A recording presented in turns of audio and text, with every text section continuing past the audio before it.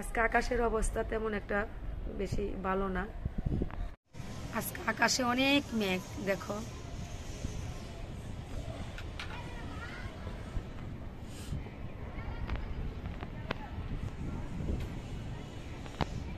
বাচ্চারা খেলতে আসছে মাঠে।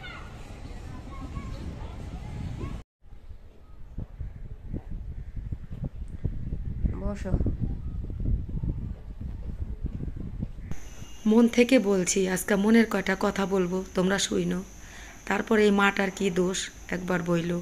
আসসালামু আলাইকুম আপু ভাইয়ারা, আশা করি ভালো আছো, তোমরা ভালো থাকো, দোয়া করি। অনেক গুরুত্বপূর্ণ কিছু কথা বলবো। বহু সহজ সরল ছিলাম, খাইছি, সন্তানের পিছে ঘুরছি, আর সন্তান মানুষ করছি, সংসারের পিছে ছুটছি। বউ দুইটা নিয়ে মেয়ের মতো ভালোবাসছি।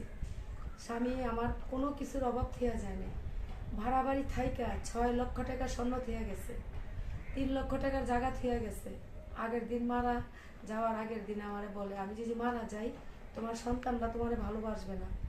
আমার বাপের বাড়ি কইছে আয়সা কইল, আমি যাই নাই। আমি ভাবছি সন্তানটা ভালোবাসবে, কিন্তু আমার সন্তানটা ভালোবাসলো না। আমার 6 লাখ টাকা স্বর্ণ খাওয়াইছি, আমার জায়গা বিক্রি করে খাওয়াইছি। সন্তান এখন সব শেষ না। সন্তানের আমার ছেলের বউ, বড় বউ, আজকে আমার লগে চক্রান্ত করে ও চইলা গিয়া আমার সন্তানের দিয়ে আমার দিয়ে লাগাই দিছে। আমি কোনো মেয়ে খারাপ এটা বলি না, কোনো শাশুড়ি খারাপ আমি এটা বলি না। আমি খারাপ, সন্তানটা বেশি করছি। আমি 16-15 বছর নাতি পালছি আমার নিজের খরচ দিয়া।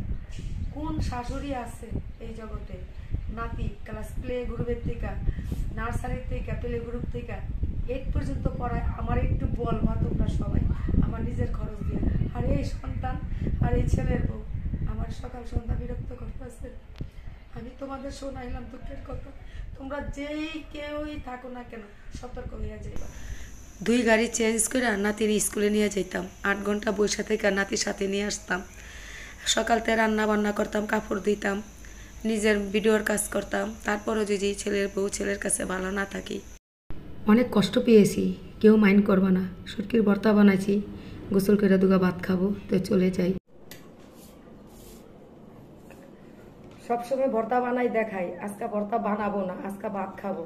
শুটকির ভর্তা, কাঁঠাল বিচির ভর্তা, দুটো, এটা লটকে শুটকির ভর্তা, এটা কাঁঠাল বিচির ভর্তা, আর এটা হলো লাল শুটকির ভর্তা। আমার হাতে শুটকির ভর্তা অনেক মজা হয়, কিন্তু এই ভর্তা কিনি বানাইছি একজনের বাসায় দিব এর জন্য, আর নাইলে বানাইতাম বলে না। আর এই ছোট বোনেরে দিব, একজনের বাসায় বলতে কি ছোট বোনেরে দিব।